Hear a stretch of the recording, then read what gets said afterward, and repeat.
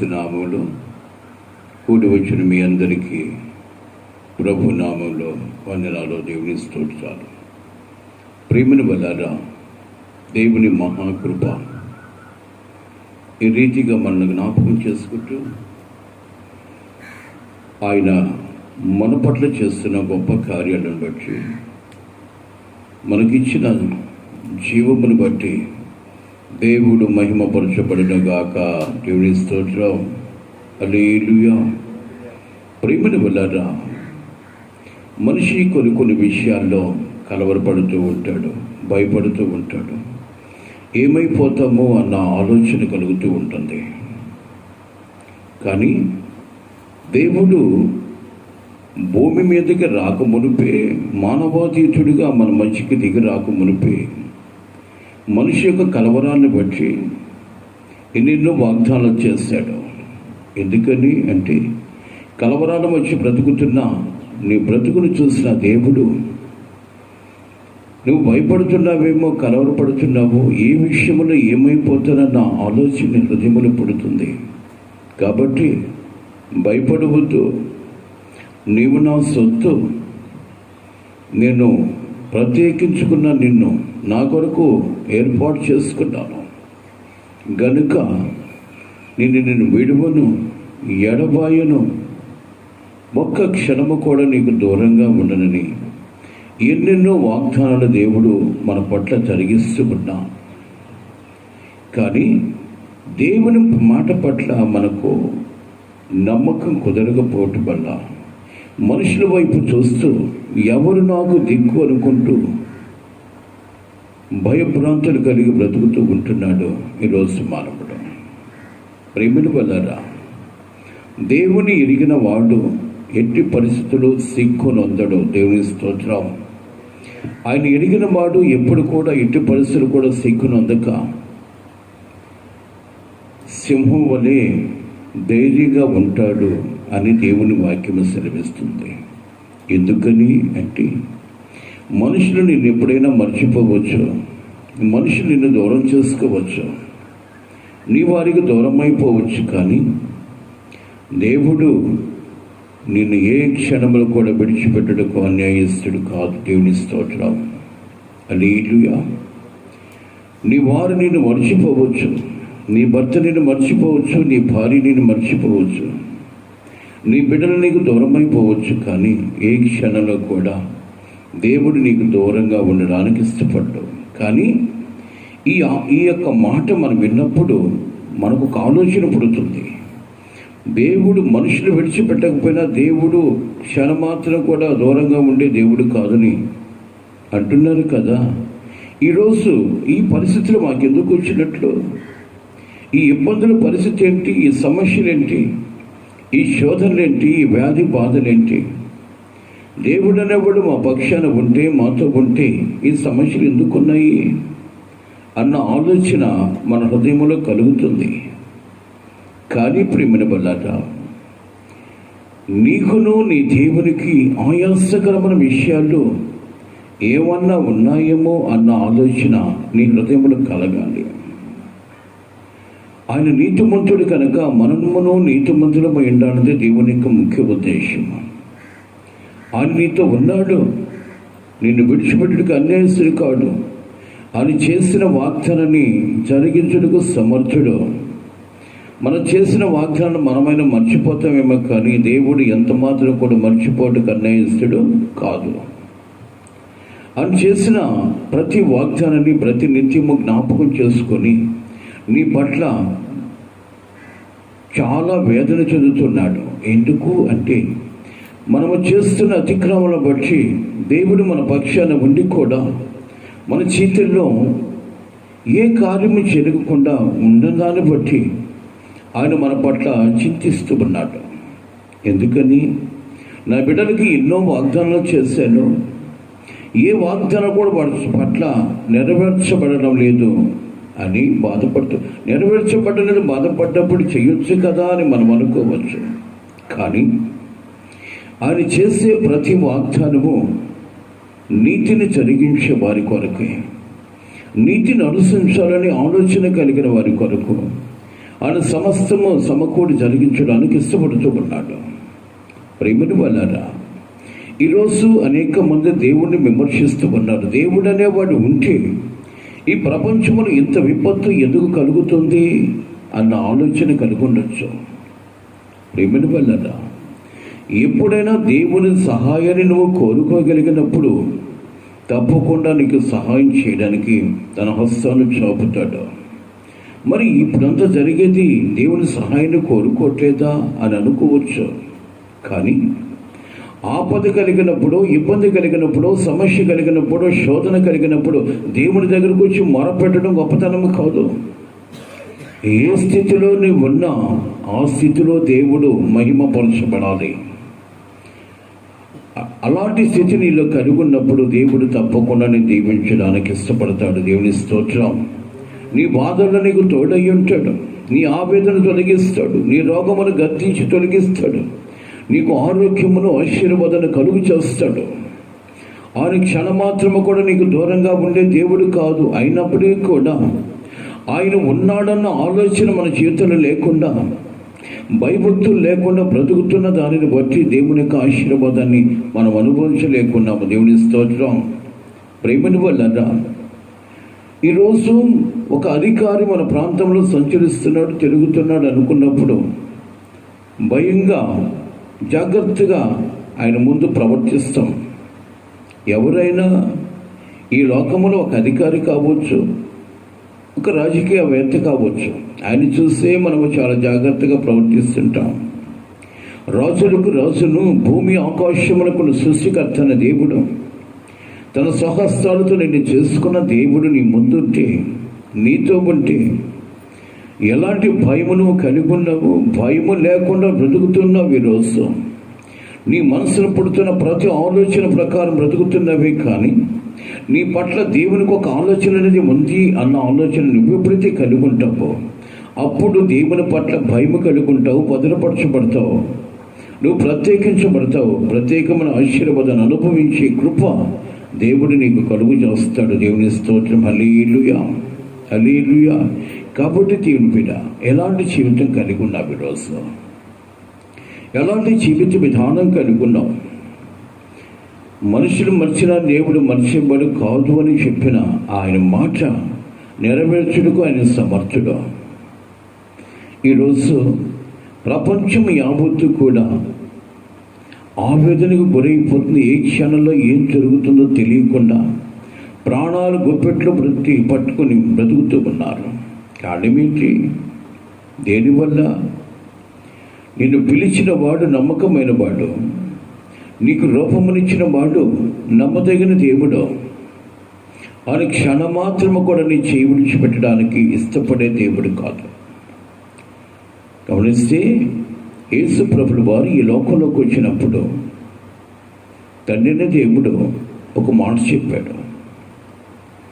నీవు మానవుని యొక్క రక్షణార్థ నిమిత్తము నువ్వు భూమి మీదకి వెళుతున్నావు, మరి నిమిత్తము ఎన్నో కార్యకలాపాలను చెయ్యాలి అంటే తండ్రికి చెప్పాడు. అలాగే అన్నాడు. మానవుని కొరకు ఎన్నో శ్రమపడి మానవుడిని రక్షించుకోవడానికి యేసు ప్రభువు వారు ఈ లోకంలోకి వచ్చి ఎన్నో శ్రమలు నీ నిమిత్తము అనుభవించి నేను రక్షించుకోవడానికి ఇష్టపడ్డాడు. చిన్న మాట నీకు అర్థం అవ్వడానికి చెప్తున్నాను. ఈరోజు మనం అనుకోవచ్చు, దేవుడు మన పక్షాన ఉంటే ఎందుకు ఈ విపత్తులు, ఎందుకు ఈ బాధలు, ఎందుకు ఈ మారణ కాండ? దీనివల్ల దేవుడు చూస్తూ గమ్ముకున్నాడా, మౌనంగా ఉన్నాడా అని మనం అనుకోవచ్చు. నువ్వు నీతిమంతుడు అయితే మరణములో ఉన్న చీము నుండి దాటించినగా క్షేమాధిపతి అని దేవుడు నా యేసయ్య. ప్రేమను వల్ల నీకు అర్థమడుగుని చెప్తున్నాను. యేసు ప్రభు ఈ లోకంలోకి వచ్చి మానవుని యొక్క శాప నిమిత్తము, పాపముల నిమిత్తము, ఆ యొక్క మానవుని యొక్క శాపము కొరకు, మానవుని యొక్క శాపమును విమోచించడానికి యేసు ప్రభువు వారు ఈ లోకంలోకి వచ్చి అనేక సందర్భాలలో ఎన్నో శ్రమలు అనుభవించి నీకు సమాధానంగా ఉంచడానికి ఇష్టపడ్డాడు. ఒకానొక రోజు ఒక ప్రాంతంలో యేసు ప్రభుల వారు ఏడుస్తూ ఉన్నాడు. కారణం ఏంటి? యేసు ప్రభుకి ఎందుకు ఏడుపు వచ్చింది? ఆయన సశరీరుగా ఉన్నాడు గనుక ఏడుస్తూ ఉన్నాడు. ఏమని అంటే, తండ్రి నీ చిత్తమైతే ఈ పాత్ర నా నుండి తొలగించు. ఎందుకని అన్నాడు అంటే, ఈ పాత్ర పాపముతో నింపబడిన పాత్ర. ఈ పాత్రలో ఉన్నదాన్ని నేను తాగితే ప్రతి మానవుడికి విమోచన కలుగుతుంది, కానీ నేను నీకు దూరం అయిపోతాను.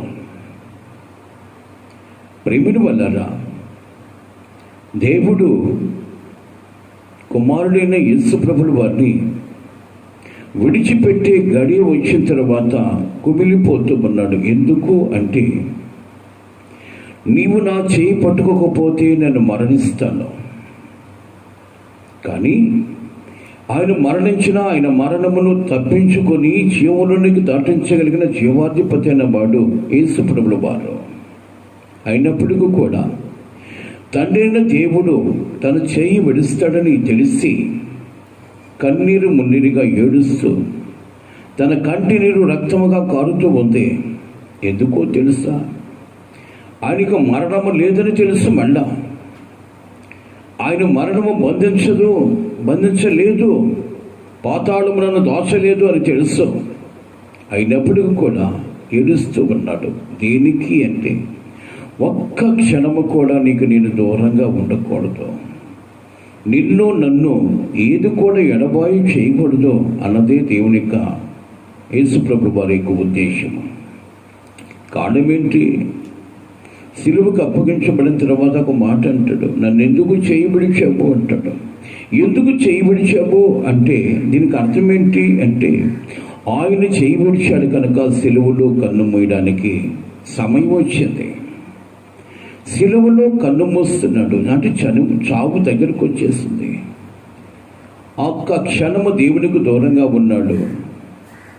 ఆయన ఎందుకంటే మానవుల కొరకు మరణించకపోతే మానవునికి నిత్య జీవము లేదు గనుక యేసు ప్రభు క్షణమాత్రము మరణించి మరుక్షణంలో పునరుత్థానుడై మృత్యుంజయుడై లేచాడు.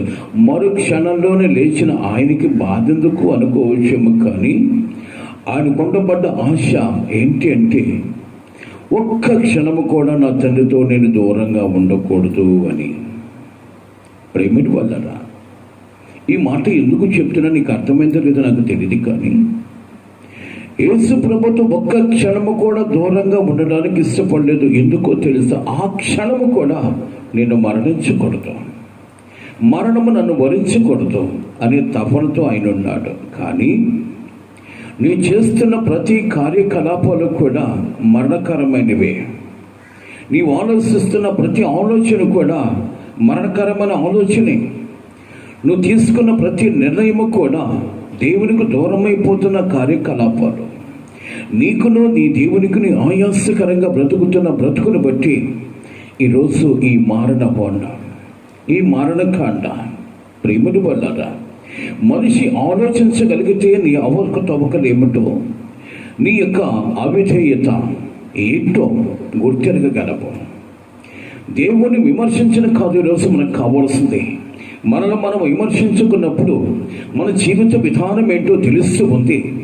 దేవునికి దూరం కాకుండా కృప చూపించడానికి దేవుని సన్నిధిలో మొరపెట్టే అనుభవం మన చేతుల్లో కలుగుతుంది. దేవుని స్తోత్రం, హల్లెలూయా. కానీ ప్రియ దేవుని బిడ్డలారా, ఈరోజు దేవుని బిడ్డలంగా పిలువబడుతున్నామే, కానీ దేవుని యొక్క గుణాతిశయాలు ఎరిగి జీవించగలిగితే మరణము నిన్ను చూసి పారిపోతుంది. మరణము నిన్ను వరిస్తుందంటే కారణం ఏంటి? గుర్తెరిగామా? ఎప్పుడు కూడా దేవుని యొక్క జ్ఞాపకాలను పెరుగుతున్నప్పుడు, బ్రతుకుతూ ఉన్నప్పుడు ఏ అతిక్రమాలు నీ మీద దాడి చేయడానికి ఇష్టపడవో అవి నిన్ను చూసి పారిపోతాయి. ఎందుకో తెలుసా? నీతో చెప్పిన దేవుడు నీతో ఉన్నాడు కనుక అవి నిన్ను చూసి పారిపోతాయి.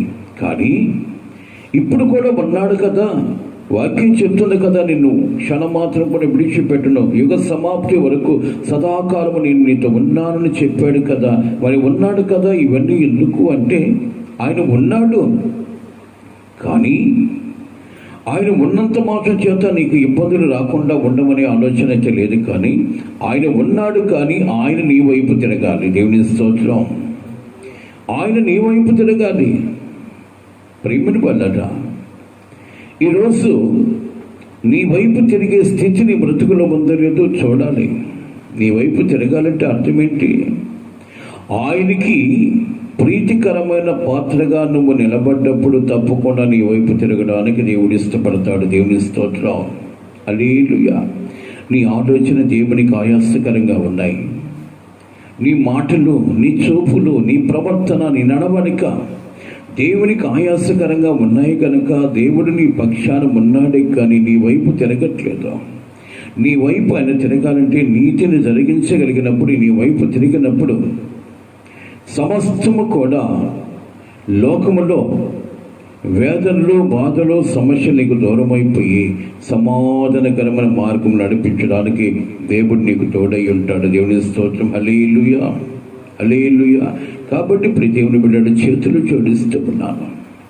అని చేసిన వాగ్దానాలను మరిచిపోవడానికి ఎంత మాత్రం కూడా అన్యాయస్తుడు కానీ కాదు. అందుకే ఒక మాట అంటాడు, చూద్దాం. యెషయా గ్రంథము 41వ అధ్యాయము 10వ వాక్యంలో. యెషయా గ్రంథము 41వ అధ్యాయము. భూదిగంతముల నుండి నేను పట్టుకుని దాని కనుల నుండి పిలుచుకున్నవాడా, నీవు నా దాసుడవనియు నేను నిన్ను ఉపేక్షింపక ఏర్పరచుకుంటున్ననియు నేను నీతో చెప్పి ఉన్నాను. నీకు తోడై ఉన్నాను. భయపడకుము. నేను నీకు దేవుడనై ఉన్నాను. దిగులు పడకుము. నేను నిన్ను బలపరుతును. నీకు సహాయము చేయవాడను నేనే. నీతి అను నా దక్షిణ హస్తముతో నిన్ను ఆదుకుందును. కోపపడిన వారందరూ సిగ్గుపడి దేవుని స్తోత్రం. హల్లెలూయా, హల్లెలూయా. ఈరోజు ఇక చిన్న మాట చెప్పి సమయాన్ని ముగిస్తాను. నీ మీద కోపపడిన వారందరూ సిగ్గుపడి విస్మయం పొందుతురు అన్నాడు. ప్రేమని వల్లరా నీ మీద కోపపడేవారు ఎవరు? మానవుల గురించి మాట్లాడలేదు ఆయన. నీ మీద కోపపడేవాడు ఒకడున్నాడు. ఎవడు వాడు అంటే అపవాది. దేవునికి నిన్ను చేరువలోనికి రానివ్వకుండా, నీవు చేసిన విజ్ఞాపనలకి దేవుడి జవాబు ఇవ్వకుండా అనేక రకాలైన ఆటంకాలు కలుగు చేస్తూ ఉంటాడు వాడు నీ చేతుల్లో. కాబట్టి వాడిని నువ్వు చేయించాలంటే దేవుని సహాయాన్ని నువ్వు కోరుకున్నప్పుడు మరణము నీ చేతులు నిరర్ధకమైపోతే నిత్య జీవము దేవుడు నీకు ప్రసాదిస్తాడు. దేవుని స్తోత్రం. హల్లెలూయా. అని చేసిన వాగ్దానము నీ పట్ల నెరవేర్చబడాలి అంటే అర్థమేంటి తెలుసా? దేవుడు నీ చేయి విడిచిపెట్టకూడదు. యేసు ప్రభువు వారి చేయి విడిచిపెట్టాడు కాబట్టి ఆ క్షణం మాత్రమైన దేవుడికి దూరం అయ్యాడు. ఆ క్షణం మాత్రం దూరం అవడానికి కుమిలిపోయాడు. మరి ఎంతకాలంగా దేవునికి దూరంగా ఉన్నావో ఒకసారి ఆలోచించు. నీ మాట ద్వారా దేవునికి దూరం అయిపోతున్నావు. నువ్వు తీసుకున్న తీర్మానం ద్వారా దేవునికి దూరం అయిపోతున్నావు. నీ ఆలోచన బట్టి దేవునికి దూరం అయిపోతున్నావు. ఈరోజు అనేక మంది దేవుని పట్ల భక్తి కలిగి ఉంటారు. కొన్ని సందర్భాలలో ఏందో దేవుడు కూడా మమ్మల్ని మర్చిపోయాడు అన్న ఆలోచన ఎప్పుడైతే కలుగుతుందో దేవునికి నువ్వు దూరమైనట్టే. నీలో ఉన్న విశ్వాసం బలముగా ఉన్నప్పుడు, బలమైన విశ్వాసముతో నువ్వు ఆరాధించినప్పుడు, ఆరాధనకు యోగ్యమైన దేవుడు నీ ప్రతి అవసరంలో తోడయ్యండి నీకు సమృద్ధిని, సమాధానము కలుగు చేస్తాడు. దేవుని స్తోత్రం.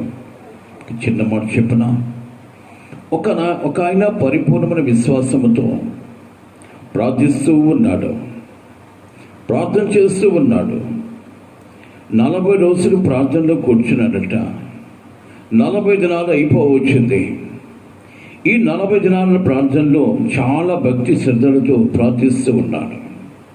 ఆ ప్రార్థన ఆలకించిన ప్రభు తను అనుకున్న ఆశీర్వాదాన్ని అందించడానికి దేవుని దూతని ఆయన ఆరాధిస్తున్న స్థలానికి నడిపించాడు. ఇంకొక అరగంట 15 నిమిషాల్లో అతను అనుకున్న టైము, ఆరాధన టైం అయిపోతే ఈ 15 నిమిషాల్లో దేవునికి ఆశీర్వాదాన్ని అనుభవిస్తున్న ఆ గడిలో అతని మనసులో ఒక ఆలోచన పుట్టిందట. 40 దినాలు తిండి తిప్పలు లేకుండా ప్రార్థన చేస్తే నా ప్రార్థన దేవుడు ఆలకించలేదు, అసలు దేవుడు ఉన్నాడా అనుకున్నాడంట మనసులో. వెంటనే అందవలసిన ఆశీర్వాదాన్ని తిరిగి దేవదూత పరమునకు తీసుకెళ్ళిపోయింది. ఏమైంది అంటే అతను చివరి దశలో సణుగుయాడు కనుక ఆ సణుగును బట్టి సరైన జీవితాన్ని పొందలేకపోయాడు. ఈరోజు క్రైస్తవులంగా చివరి వరకు నమ్మకంగా ఉండగలిగినప్పుడు ప్రతి ఆశీర్వాదానికి అర్హులంగాను, ఆరోగ్యానికి యోగ్యులంగాను, ఆయుష్ కలిగించే కృప దేవుడు మన పట్ల కలుగు చేస్తాడు. దేవుని స్తోత్రం. హల్లెలూయా. ఏ స్థితి కలిగి ఉన్న విరోసు దేవుణ్ణి విమర్శించే స్థితిలో ఉన్నావా? దేవుడు నన్ను తీసేసుకోవచ్చు కదా అంటారు కొంతమంది. తీసేసుకోవడానికి కాదు, ఆయన ఈ లోకంలోకి మనిషిగా నేను పంపించింది. ఆయనకి మహిమార్థంగా నువ్వు బ్రతకడానికి. దేవుని స్తోత్రం. హల్లెలూయా. ఆయన నిన్ను మరణానికి అప్పగించడానికి కాదు, నిత్యత్వంలో యుగ యుగాలు ప్రభుతో కూడా ఉండడానికి ప్రభు నిన్ను ప్రత్యేకించి తన పోలికతో చేసుకున్నాడు దేవుడు. దేవుని స్తోత్రం. హల్లెలూయా. కానీ కొన్ని సందర్భాల్లో, కొన్ని విషయాలలో, కొన్ని ఆలోచనలు బట్టి నీ జీవితంలో అవరోధాలు జరుగుతూ ఉంటాయి. ఏంటి అంటే నీ ఆలోచన దేవునికి ఇష్టకరంగా లేనప్పుడు అపవాది నిన్ను శోధించడానికి ఇష్టపడతాడు. నీ నడవడిక దేవునికి ఇష్టకరంగా లేనప్పుడు, దేవునికి కాస్త దూరంగా నువ్వు ఉన్నప్పుడు అపవాది అనేక రకాలుగా నిన్ను శోధించి దేవుణ్ణి నిందించే స్థితిని దేవుణ్ణి అపవాదిని కలుగు చేస్తాడు. గమనించగలగాలి. అందుకే ప్రభు ఒక మాట అంటాడు పరిశుద్ధుల ద్వారా, మీరు క్రీస్తునందు బలవంతులై ఉండాలి అంటాడు. దేవుని స్తోత్రం. హల్లెలూయా. క్రీస్తునందు బలవంతులై ఉండాలంటే అర్థం ఏంటి అంటే ప్రార్థన పట్ల పట్టుదల కలిగి విశ్వాసములో బలవంతులై ఉన్నప్పుడు నీ విశ్వాసము జీవితము అన్ని కార్యములు సమకూడి జరిగించే కృప దేవుణ్ణి కలుగు చేస్తాడు. దేవుని స్తోత్రం. కాబట్టి ప్రేమిన బల్లరా అక్కడ చెప్తున్నాడు, భయపడవద్దు, జడియవద్దు, నా దక్షిణ హస్తముతో నిన్ను నేను ఆదుకుంటాను. నా దక్షిణ హస్తముతో నిన్ను ఆదుకుంటాను. నీవు దిగులు చెందక, విస్మయం పొందక, క్షేమము కలిగి ఉన్నట్లు, నీ శత్రువు సిగ్గుపడినట్లు గొప్ప కార్యం నీ చేతులు జరిగిస్తాడు. దేవుని స్తోత్రం. చిన్న మాట చూసుకుంటే భక్తుడని యోబుకు కూడా సమస్యలు వచ్చినాయండి. యోబు పడరాని బాధపడుతూ కూడా ప్రభువును విమర్శించిన వాడు కాదు. మీకు అందరికీ తెలిసిందే మాట. భయంకరమైన విపత్తులో కూడా ఏమి సంభవిస్తూ ఉన్నా తన ఆలోచన క్రమం మారలేదు, తన మాట తీరు మారలేదు. ఏం చెప్తున్నవాడు తెలుసా? ప్రభు ఇచ్చాడు, ప్రభు తీసుకున్న, ప్రభు నామానికి మహిమ కలుగును గాక అన్నాడు. అంటే నేను ఆయన ఆలోచన ప్రకారము నిర్మించబడిన వ్యక్తిని. నా నిర్మాణం యావత్తు కూడా నా ప్రభు యొక్క ఆలోచనే. చూడండి ఎంత జ్ఞానం ఉందో. నాకు ఈ అవయవము కానీ ఈ జీవితము కానీ ప్రభు ఆలోచనే. ఇప్పటి వరకు నేను బ్రతికున్నాను అంటే నా ప్రభు నా పట్ల కలిగి ఉన్న ఆలోచనే. నేను క్షేమంగా ఉన్నాను అంటే నా ప్రభు ఆలోచనే. అందును బట్టి నా ద్వారా నా దేవుడు మహిమపరచబడాలి, కానీ నా ద్వారా దేవుడు ఆవేదన చెందకూడదు అనుకున్న యోబు ఎట్టి భయంకరమైన స్థితిలో కూడా దేవుణ్ణి మహిమపరచడానికి ఇష్టపడ్డాడు, కానీ దేవుణ్ణి ఆయాసపరచడానికి ఎప్పుడు కూడా ఇష్టపడలేదు. ఎందుకు అంటే ఈ జీవితం ఆయన ఆలోచనే. ఈ బ్రతుకు యావత్తు ఆయన ఆలోచన చొప్పున బ్రతికిస్తున్నాడు. నేను దుమ్ములో ధూళి లాంటి వాడిని.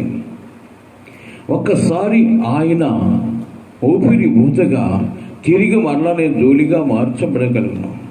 కనుక ఇప్పుడు మనకి ఆ స్థితి కలగకుండా నేను మానవుడిలాగే తన పోలికతో లేని బ్రతుకుతున్నానంటే కారణం ఏంటి తెలుసా?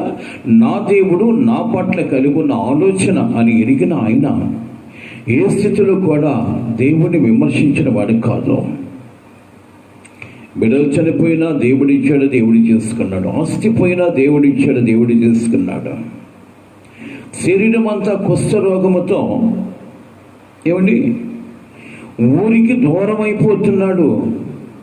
సమాజానికి, స్నేహితులకి, బంధువులకి, రక్త సంబంధికులకి, తను ప్రేమించే వారు కూడా అసహించుకునే స్థితికి వచ్చినప్పటికీ కూడా ఏంటి ప్రభువా ఈ స్థితి, నిజంగా నువ్వు ఉన్నావా అన్న ఆలోచన మనకు కలగొచ్చేమో, కానీ దేవుని రుచి ఎరిగిన ఆయనకి అలాంటి ఆలోచన కలగలేదు. ఈ స్థితి కూడా దేవుని ఆలోచనే అనుకున్నాడు. ఈ స్థితిలో నేను ఉండడం కూడా నా దేవుని చిత్తమే అనుకున్నాడు.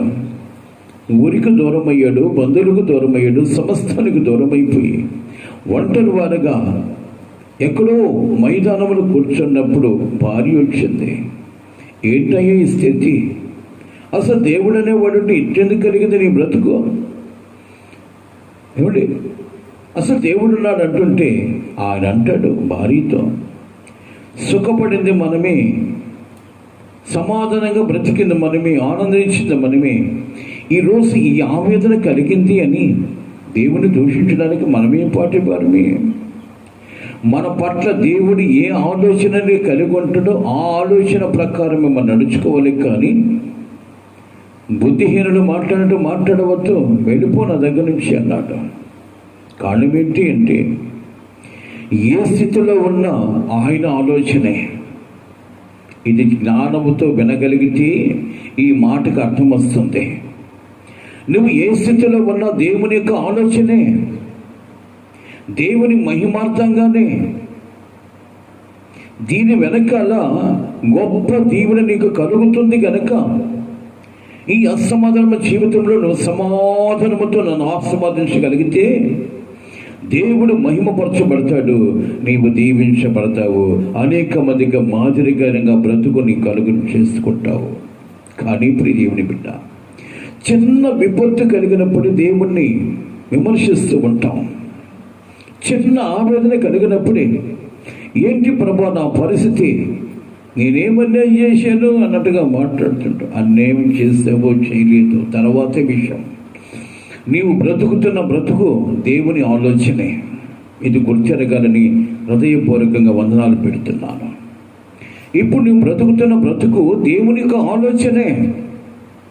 బ్రతకగలిగితే దేవుని ఆలోచన అంటే తెలుసా?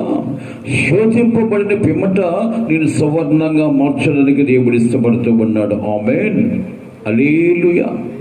శోధన అనేది మానవునికి అవసరము. ఎందుకో తెలుసా?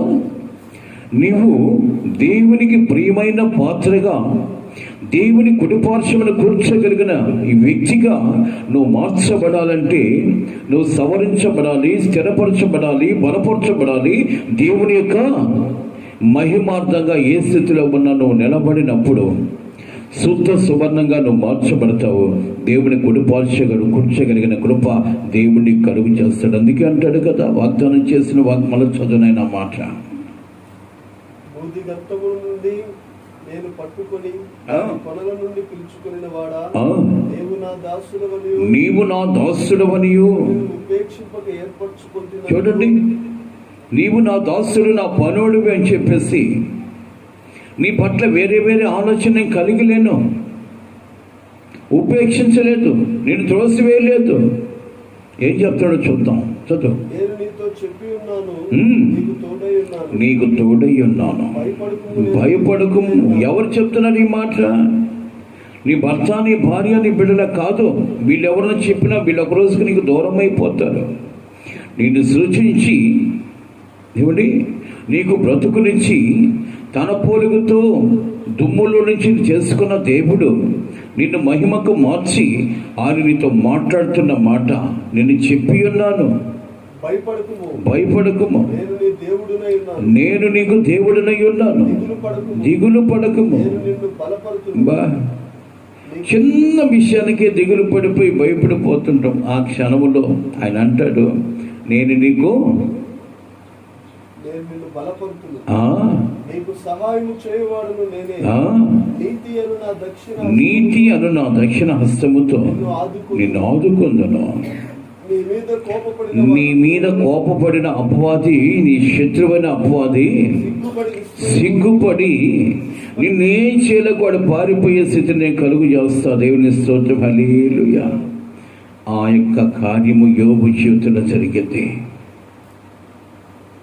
యోబు జీవితంలో గొప్ప కార్యం జరిగి అపవాది సిగ్గుపడి దేవుని సన్నిధిలో తల వంచుకొని నిలబడ్డాడు.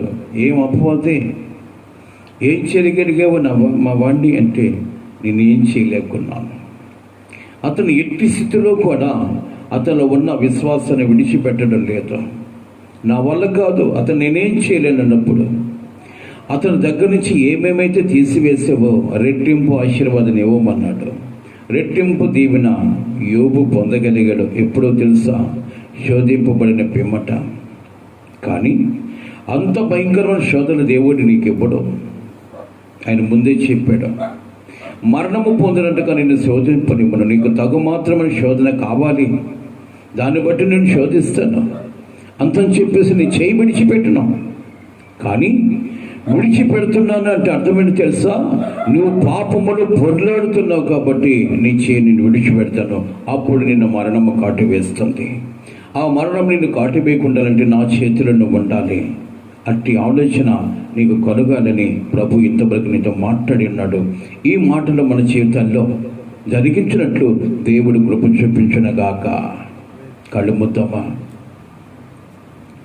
కృపా సత్య సంపూర్ణుడా, సర్వశక్తిమంతుడా, సర్వోన్నతుడా, నిత్యులకు తండ్రి, సమాధానాధిపతి, మీకే స్తోత్రాలు చెల్లిస్తూ ఉన్నాం. ఇంతవరకు మీరు మాట్లాడిన ప్రతి మాటను బట్టి స్తోత్రాలు. మీ మాటల ద్వారా మాకు బలాన్ని, ధైర్యాన్ని చేకూర్చారు ప్రభా. ఈ లోకంలో మనుషుల వైపు చూస్తున్న మా జీవితాల్లో మనుషులు మాకు దూరం అయిపోవచ్చు, మర్చిపోవచ్చు, కానీ మీరు మర్చిపోయే దేవుడు కాదు అని మరొకసారి రుజువు చేసేందుకు మీకు స్తోత్రాలు చెల్లిస్తాం. మా జీవిత కాలం అంతా మీకు ఇష్టంగా ఉంటూ మీ ప్రణాళిక చొప్పున బ్రతికే కృప దయచేయమని, ఈ బ్రతుకు యావత్తు మీ ఆలోచనే అని గుర్తెరిగి మీకు నమ్మకంగా బ్రతికే కృప దయచేయమని కోరుచు. ప్రత్యేకించి మమ్మల్ని అందరినీ మీ చేతులకు అప్పగించుకుంటూ ఈ మాటల ద్వారా మమ్మల్ని మేము బలపరుచుకుంటూ మీ వైపు చూస్తూ విశ్వాసము జీవితాన్ని స్థిరపరచుకుంటూ మీరు అక్కడికి సిద్ధపడే కృప దయచేయమని, ప్రతి విపత్తు నుంచి, ప్రతి శోధన నుంచి, మరణకర్మ స్థితుల నుంచి తప్పించగలిగిన దేవుడు మాకు తోడున్నాడన్న తీర్మానంతో బ్రతుకుడు సహాయం చేయమని, అన్ని విషయాలు సౌఖ్యము కలుగు చేసి సమాధానకరమైన మార్గం నడిపించమని, ఘనత, మహిమ, ప్రభావాలు మీకు చెల్లిస్తూ యేసయ్య శ్రేష్టమైన నామములు అడిగి వేడుకొనుచున్నాను తండ్రి, ఆమేన్.